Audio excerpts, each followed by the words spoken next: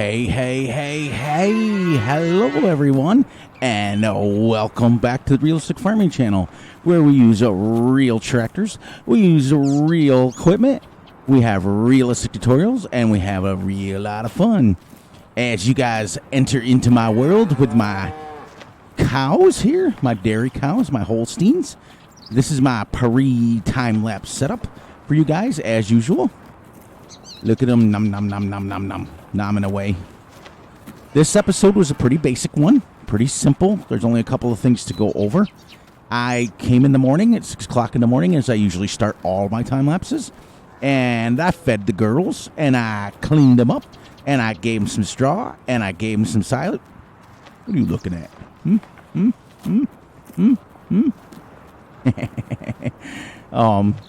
And I gave them some silage. Sorry. What's funny is when you do this. Sorry. And then we set off to start seeding. Just noticed that fence has wire in the middle of it. That's kind of neat. The mod author, this is the Lone Oak cow farms, and I got this from the in-game mod hub. That's kind of neat. Good job. Let me show you what I bought.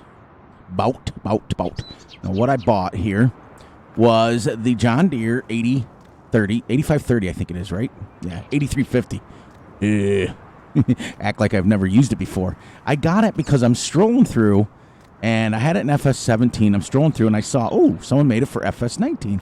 This very seeder is exactly what we had on our farm. And I thought, wow, that's kind of neat.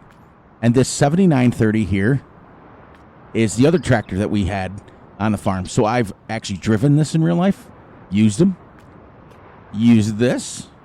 Now, we didn't have, growing up, the money to have one of those big things. I don't even know if they're realistic. I just did it because I didn't want to deal with pallets on this map. I don't think they're realistic.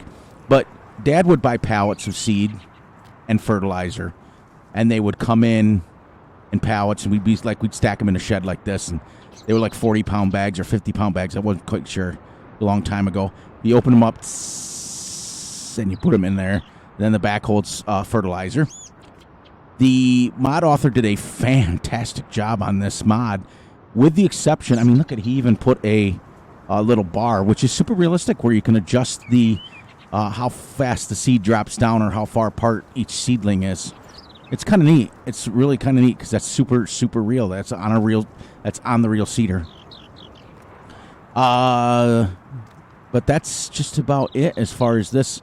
The only thing he did wrong, which I can change myself, it's not an issue. He put the wear texture really high, which means that it wears quickly.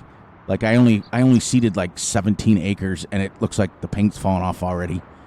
So real life, it stays green for a long time.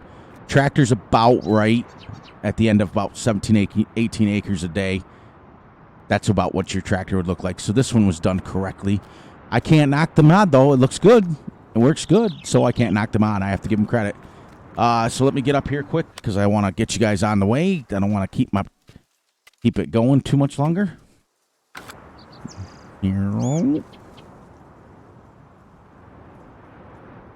And so, because I'm running at 6x speed, like right now I have it at 0 because I'm doing the tutorial, or doing the time-lapse setup here. But I normally run at 6x. You guys can see that. So what I did is, to be realistic, at 6x speed that you're running, if you drive at about 7.8 miles an hour, the farm sim registers it at 8, but I set it up for 7.8, you will get between 1.25 and 1.35 acres an hour, which is as close to realism as you can get.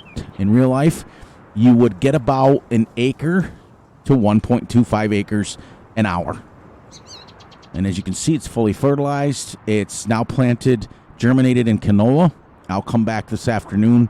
We're into day 8, which means we have one more day, and then we'll be into summertime. And then I come over here, and I'm going to finish mowing this. I'm going to try to make some of this into hay before I plow it in, because this is going to be my giant grass field. So I'll have this field is just a little over 50 acres. The land is 204 acres, which is what I own. But this field is actually about 50 to 52. I don't know exact numbers. I wasn't really paying attention, but I know it's in the 50s. And then we'll have about a 50-acre grass field too. Well, probably a little bit more because that goes around here. But that's just about it. It was a pretty basic setup. But I'm trying to, because I can't go 1x speed because it just takes too long. 1x speed is not, Farm Sim is set up. Like I was talking to Farmer Klein, and him and I not messaged him, but he had commented about the 3-day seasons and Farm Sim 22 and what an amazing guy the guy is. But I told him, I said, the problem with Farm Sim is the realistic speeds and the realistic sizes. You don't plow at 6, 8, 10 miles an hour. You plow at like 3. So, but for the sake of YouTube, if I was to sit here and do this 1x speed, real time, and then set it up to where I was doing everything realistically, like super realistic, we would never get through an episode. You'd be watching me film for 12 hours straight at seeding, because you normally seed, you could probably seed at about 6 miles an hour if you're pushing it. And if you don't realize how kind of slow that is, put your car and drive and let it coast to 6 miles an hour and you realize you can almost walk that speed. But plowing and liming you can go a little bit faster, but like plowing is like 2 to 3 miles an hour. Harvesting is like 2 to 3 tops. With the super dry crop and a super large header, you could probably push that to like 4. But that's max. That's max. I mean, 2 to 3 with a 6-meter header, 4-meter header, you're going to go about 2 to 3 miles an hour. Otherwise, you clog up the grain tank. So it's super slow. So that's where we run into the problems with Farm Sim, because after all, it's still just a game. So what I have to do is adjust it. So 6x speed allows me to film an entire day, time-lapse it, and it ends up to be about a 30-minute video for you guys. But in order to be realistic, I have to adjust the speeds. So 7.8 miles an hour is as realistic as you're going to get for 6x speed. As you go up in speed, you then have to increase the speed of your implements to match.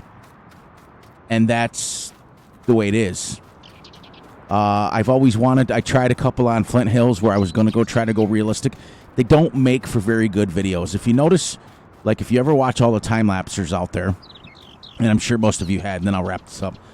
When they go 1x speed, they put their time speed when they time-lapse it at like 6x, 7x, 10x speed to get through, and they only film for about an hour.